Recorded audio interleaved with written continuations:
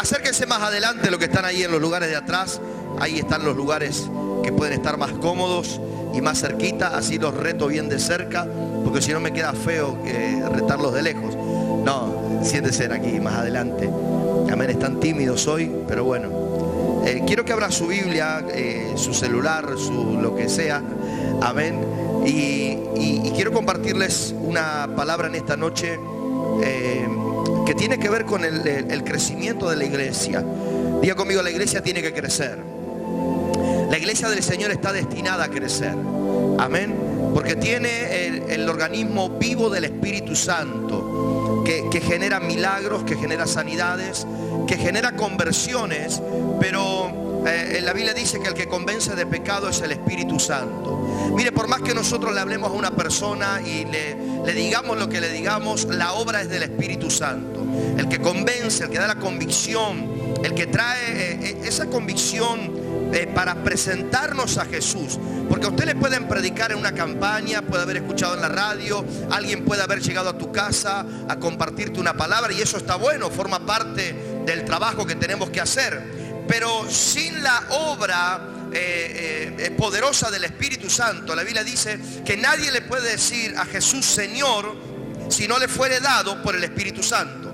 O sea que usted no le puede decir a Jesús Señor. Lo puede decir de muchas formas, de muchas maneras, pero decirle el Señor y recibirlo como el Señor por una revelación tiene que ver justamente con la obra del Espíritu Santo. Amén. Entonces, todas esas cosas están ya prediseñadas, están organizadas, pero Dios nos dejó a nosotros el comando de alguna manera de la iglesia.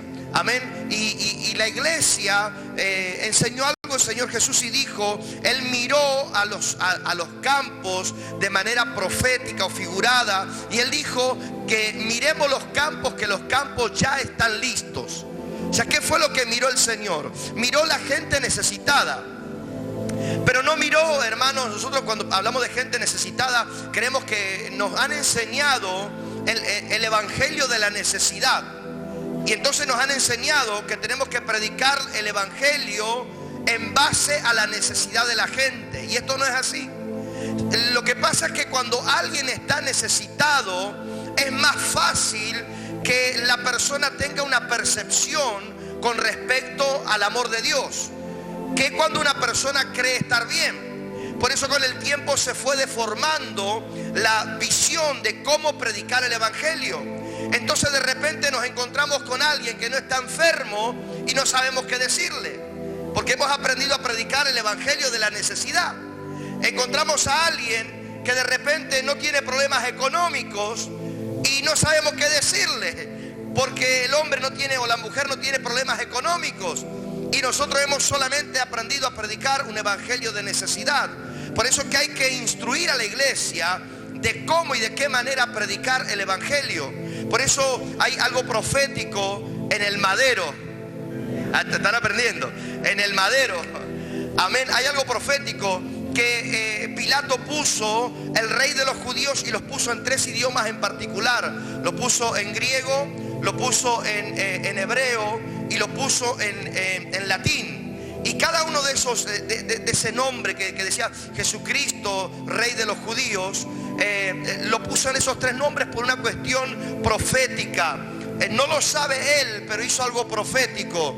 Porque usted sabe que la identificación de los hebreos tiene que ver justamente con la religión. Y algo que hizo Jesús fue predicar, anunciar el evangelio del reino, la Masorá, que hemos enseñado hace poco. Amén. Que se tradujo como evangelio del reino.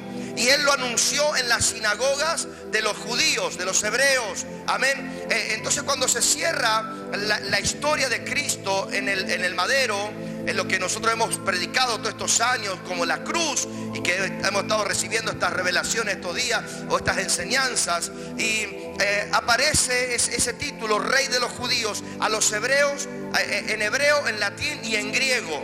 O sea, usted sabe que el latín es el idioma, hermanos, original de los romanos, y cuando se está poniendo ese título, los romanos han arrasado con todo. Por eso que ellos mismos dijeron que todos los caminos conducen a Roma. porque habían conquistado tantas ciudades y cada vez que ellos conquistaban una ciudad, edificaban una calzada como un asfalto que los conducía a Roma. Entonces ellos pusieron ese título o esa idea o esa ideología de que todos los caminos conducen a Roma. ¿Me está entendiendo? Entonces, ¿qué representa el latín? Representa a los poderosos. ¿Me está entendiendo? Entonces, cuando el mensaje en el madero está diciendo Jesucristo, Rey de Reyes y el Rey de los judíos, lo que está diciendo es que es un mensaje para los poderosos. ¿Me está entendiendo? Cuando se escribe en el griego, usted sabe que aún hasta hoy en los griegos son la cuna de los pensadores. Es ahí donde está Pablo predicando en el Areópago y él dice que se encuentra con dos facciones muy fuertes que se llaman los epicureos y los estoicos, que eran dos doctrinas muy fuertes de pensamiento que se sentaban en esos lugares a filosofar. Unos decían que la vida tenía que ver con el buen pasar y el poco compromiso y un montón de cuestiones, y se juntaban en esos areópagos, hermanos, a disertar. Por eso, aleluya, que el evangelio del reino, aleluya, o el anuncio de la llegada del Rey de Reyes y Señor de Señores tenía que ver, aleluya, con los romanos, que eran los poderosos, pero con los griegos, que eran los pensadores. La gente, aleluya, mire qué tremendo que con el tiempo, aleluya, la gente que quizás, los que estamos aquí, no teníamos quizás mucha cultura, y de repente nos fuimos los que hemos interpretado que hay que culturizarse. Alguien diga gloria a Dios, y hay que aprender y hay que leer y hay que, hermanos, mejorar en cuanto al conocimiento, pero no teníamos cultura, no teníamos, hermanos, por eso hablábamos mal, porque no leíamos. Yo sí algo que me alegro, hermanos, que de chico siempre me gustó leer libros, leer diarios, leer revistas y eso va generando un hábito en el habla, va generando, cambiando los hábitos. ¿Me está entendiendo? Pero se nos enseñó que el evangelio o las buenas noticias de la llegada de Jesús y de su reino, aleluya, eran solamente, hermanos, para la gente de baja cultura. Pero ahora encontramos que el título está, aleluya, en el griego, que representa a los pensadores, que representa, hermano, a la gente que tiene, aleluya, un alto estatus cultural. Y nosotros no podemos llegar quizás a esas personas. Entonces no es un problema de que Dios no haya preparado todo el escenario, sino el problema es que la iglesia donde se derrama el Espíritu Santo no ha encontrado la forma de poder llegar a esos diferentes estratos sociales. Alguien diga gloria a Dios. Entonces no es un problema de Dios, ni del Espíritu Santo, ni del Señor. Es un problema, aleluya, que la iglesia no ha logrado todavía matizar, no ha logrado todavía enfocar. Alguien me está diciendo amén. Porque, hermanos, el evangelio del Señor, por algo también el Señor lo dijo, que es más fácil que entre, aleluya, un camello por el ojo de una aguja que un rico en el reino de los cielos. Pero eso no dijo el Señor que no hay que predicarle a los ricos. ¿Me está entendiendo? Porque ellos también necesitan la salvación. Porque Cristo, aleluya, si bien anunció con señales en los enfermos, en los leprosos, en los endemoniados, eso no quiere decir que Jesús vino solamente para esas personas. Él vino, dice Juan 3:16, porque de tal manera amó Dios al mundo. Entonces Dios está amando a toda la raza humana sin distinciones. El tema es que nosotros, aleluya, no hemos tenido la capacidad de lograr ese enfoque universal de la prédica del evangelio. ¿Alguien está conmigo todavía? Amén. Entonces es necesario, hermanos, de alguna manera orientar a la iglesia del Señor. De alguna manera, hermanos, romper con paradigmas, con fortalezas que se generan para que el reino del Señor no se siga predicando. Cuando el Señor dice, mire que los campos están listos, aleluya, para la siega, aleluya, pero dice, rogad al Padre de la mies que envíe obreros a la mies. O sea que la iglesia, hermanos, aleluya, necesita trabajadores. O sea que para nosotros pensamos que cuando vinimos al evangelio, vinimos, aleluya, porque teníamos una necesidad. No, usted vino porque Dios tenía una necesidad. Nosotros creímos que venimos al evangelio porque teníamos una necesidad, y la necesidad fue el puente o fue la plataforma para que nosotros, aleluya, accedamos al Señor. Pero ahora de repente entendemos que la realidad era que el Señor nos necesitaba. ¿Me está entendiendo? O sea, cuando usted lee la escritura, en encuentra que ahora el Señor lo necesitaba a Pedro y necesitaba su barca y necesitaba la casa de Simón el leproso y necesitaba la casa de Lázaro, de María y de Marta. Por eso el Señor habla en San Juan y dice: no me elegisteis vosotros a mí, sino que yo os elegí a vosotros. Y los he llamado para que vayáis y llevéis fruto, mucho fruto, y vuestro fruto permanezca. O sea que cuando Dios te llamó, en realidad, aleluya, la circunstancia adversa fue, aleluya, el nexo, fue la plataforma para que nosotros vengamos a Dios. Pero en realidad detrás de todo eso hay un diseño preparado por Dios, porque en la realidad es que Dios te necesita. Y el Señor dijo que debemos orar para que Dios envíe obreros a la mies. Yo ayer le decía, ayer o anteayer a Néstor, que nos estaba filmando haciendo los videos, y le decía: vos no te das cuenta la magnitud de lo que representa tu trabajo. Y aunque para vos es normal, lo sabes hacer, y no es que hay mucha historia, pero vos no tenés en cuenta la magnitud de lo que representa, de lo que para muchas personas representa poder escuchar, ver un mensaje, una palabra que se pueda transmitir. Gente que me está pidiendo videos y que me está pidiendo, hermanos, que les compartamos todo lo que Dios está haciendo. Entonces te das cuenta que él, Néstor en este caso, vino por una necesidad, ¿verdad, Néstor?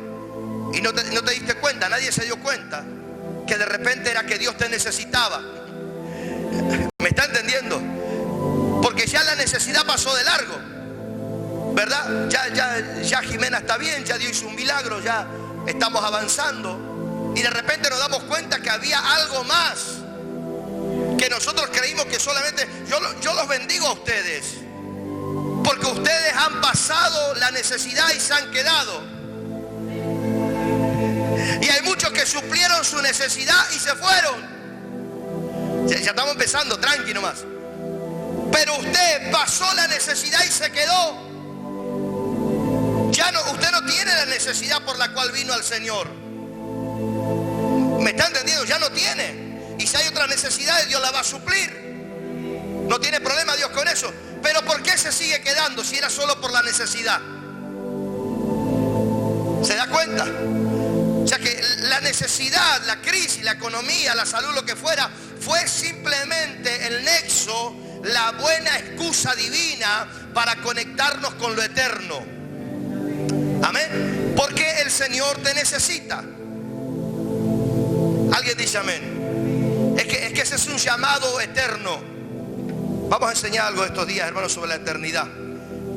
Pero quiero compartirles algo, el libro de Primera de Tesalonicenses, capítulo 5, verso 14. Solo este versículo quiero dejarles esta noche sobre los estados de la iglesia. Diga conmigo: los estados de la iglesia.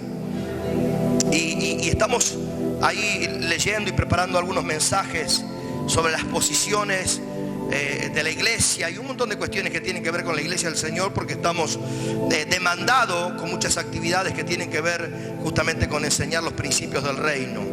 Alguien dice amén. Primera de Tesalonicenses capítulo 5 verso 14 dice: en el nombre del Señor leemos esta palabra: también os rogamos, hermanos. Diga conmigo: no es una carta a Tesalónica, es una carta a los hermanos.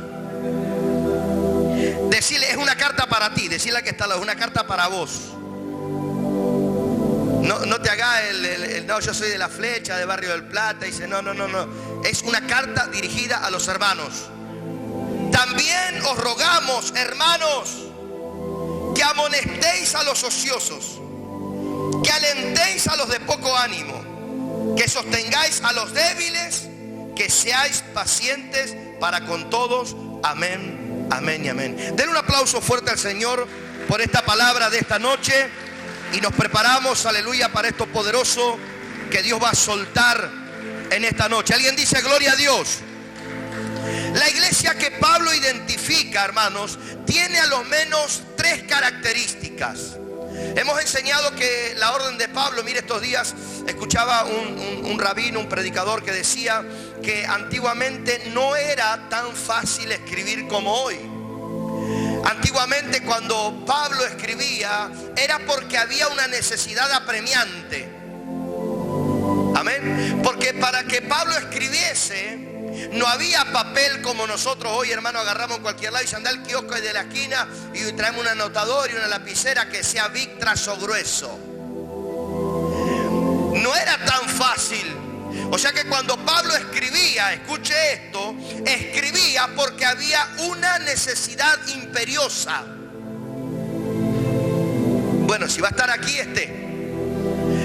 Pablo no escribía por escribir por sí nomás. Porque, hermanos, había para escribir sobre papiro o para escribir se usaban, hermanos, las pieles de los animales. Ya estas pieles trabajadas, curtidas, y se escribía sobre las pieles. Imagínense que Pablo, hermano, si tuviera que llevar hoy un Nuevo Testamento, tendría que andar con un carro cargado de pieles. ¿Me está entendiendo? O sea, no era que Pablo dice, bueno, a la mañana me levanto y saber qué le escribo a los hermanos, dice, estarán tomando mate los hermanos y le mando ahí una torta frita de palabra. No. Cuando Pablo escribía era porque era algo imperioso. Era porque había una directiva precisa. Pablo no escribe porque sí nomás. Pablo escribe porque hay una directiva de parte del Señor para la iglesia. Entonces cuando Pablo escribe, se cree, hermanos, que de los 27, 29, aleluya, libros del Nuevo Testamento, se le atribuye una gran mayoría al apóstol Pablo, porque él está llamado a construir y a edificar.